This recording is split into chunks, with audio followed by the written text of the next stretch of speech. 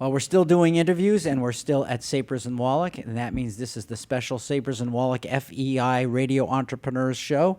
That means my co-host is Evan Macedo. Hi, Evan. Hi, Jeffrey. Happy to be here. Happy to host the show for FEI and to have everybody in our office. You know, Evan, you're doing a little bit too good a job for a rookie. You might have to become a regular co-host on the show. You know, you're staffing it with great guests. You're doing a great job. But, you know, if there've been a couple of interviews, I've been able to go to sleep. You know, you've been able to take over. You've done a great job, so thank you. Yeah, my pleasure. Our next guest, Jack Sheehan, Principal, Winter Street CFO, LLC, and John Rogol, CFO of Marketing Division, TIAA, and both President, ex-President, FEI, correct? Correct. That was a long one.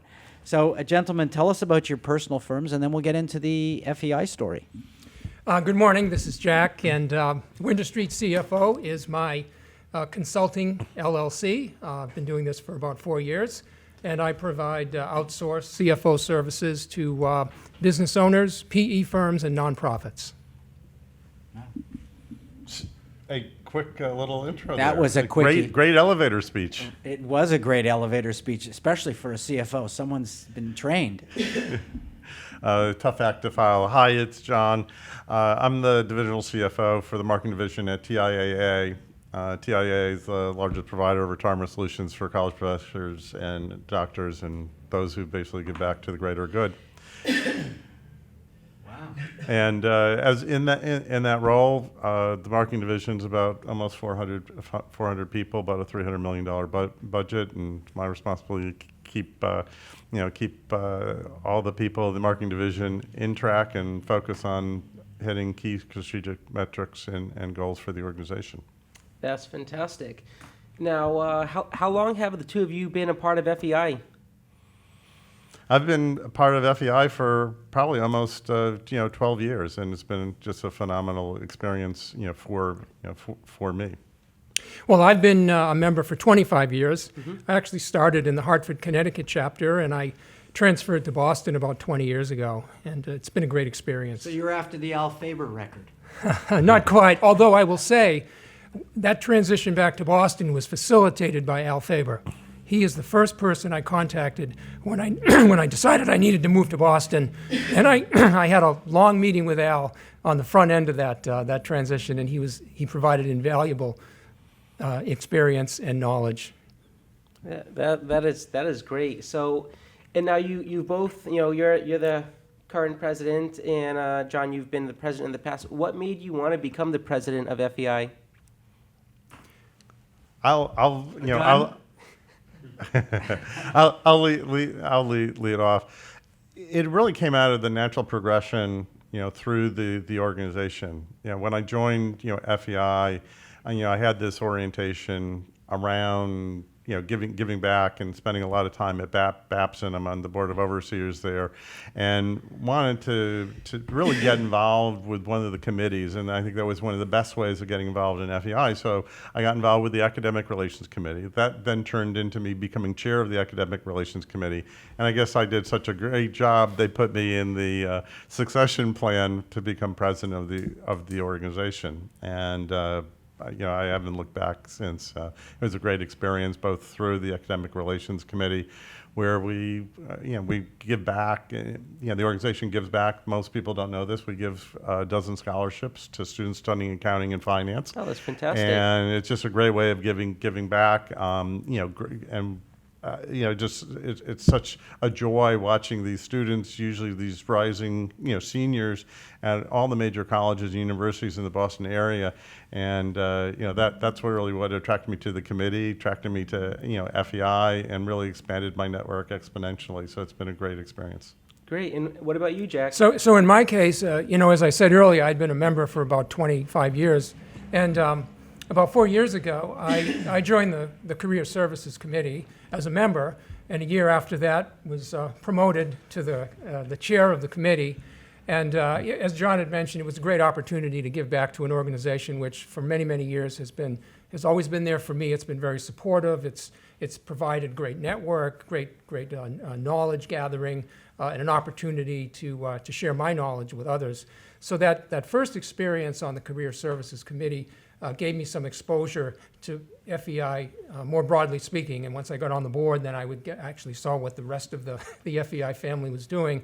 And so when they asked me to sort of get in the queue to become president, it was kind of an easy decision because I felt like, it's an organization that I really love, and it will be an opportunity to have a wider impact in that particular position than I had had in any other role within the organization.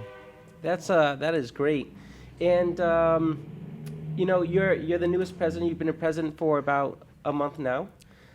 What sort of initiatives are you trying to roll out this coming year? And are you trying to change anything or do anything different than what's been done in the past? So first of all, we want to keep doing the same things that have been successful, starting with Mr. Rogol and Mr. Melnick after Mr. Rogol. And one of those things is we are making a very concerted effort to hold our events at a variety of locations. Our membership is sort of scattered throughout the greater Boston area, and so we want to make sure that we touch all of those geographic points to attract a more varied audience, because that's something that they have asked for in the surveys, and so we're trying to respond to that. So I would say that's continuing sort of what we've done. We're trying to continue with getting great speakers, great panelists. That's kind of a given. One of the other things that's maybe a little bit different that we're going to try this year is we're going to try to do some events with other financial organizations, sort of like some cross-pollination, and hopefully that'll help both organizations. Well, that's what we're doing right now. So that's a good example. I mean, Radio Entrepreneurs, we've interviewed over 6,000 entrepreneurs and business leaders. I think it's great.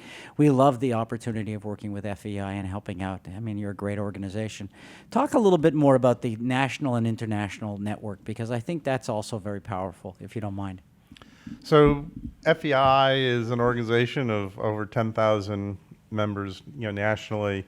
And it's really exciting. There are a couple of things that I think really differentiates, FEI. And I think one of them is certainly the efforts of the national organization to do a lot of lobbying with the financial accounting, accounting boards. And they're usually the first call that FASB or any of the other accounting organizations will call and looking for input. They do a lot of lobbying in Congress on behalf of the industry. And I think one of the unique things associated with this advocacy role that the national organization plays, one of the interesting things is they'll actually do a fly into Washington. I have personally not been on it, but I've met a number of people from other chapters who have been on it, and just a phenomenal experience where they'll set up a program where they'll set up the meetings with members of Congress, and they'll listen to small business owners, big business CFOs, and they'll understand their points of view, especially as major legislation comes to the floor of Congress. So I think that certainly is unique. From a national standpoint, they run great national conferences, unlimited CPE. So if you're a CFO, a senior finance person, you're a CPA, you need CPE credit. FEI provides that. Not only do we do it at the local level, but it's extraordinary programs at the national level, especially with many of the sponsors of FEI. And they run a great annual conference. They run a great technical conference down in New York every year. Just phenomenal programs. That is great. And you've been in it for a long time, the two of you. So if you could give advice to a new member like me, I just joined this year, what advice would you give me so I could fully take, full advantage of all the opportunities FEI has to offer? So I would start by, first of all, just engaging with the membership. Go to the events, ask other people that have been members for quite a while, how do they sort of engage, and how do they get the most out of the FEI membership. I would familiarize myself with all of the offerings. And some of them are quite obvious. You go to our website, the Boston website, and it shows all of our events. Some of them are less obvious. And so for those, that's where you want to talk to some of the other members. You want to go to the national website. There's a lot of tools and a lot of publications that are on that website that are actually part of what you get when you join FEI. Fantastic. I don't think you have to tell Evan how to network. He's someone who attracts friendship and respect. So that's just my feeling. But we've been speaking with Jack Sheehan and also John Rogol. from FEI and from their own respective organizations. Guys, if someone wants to get hold of you, either in your own organizations or FEI, how would they find you?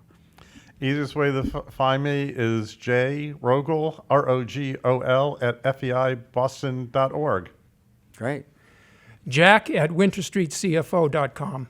Great. Thank you very much for being on the show today. And thank you, FEI. Thank you, Evan Macedo, for hosting us and for Sapers and Wallack hosting us. We've appreciated that.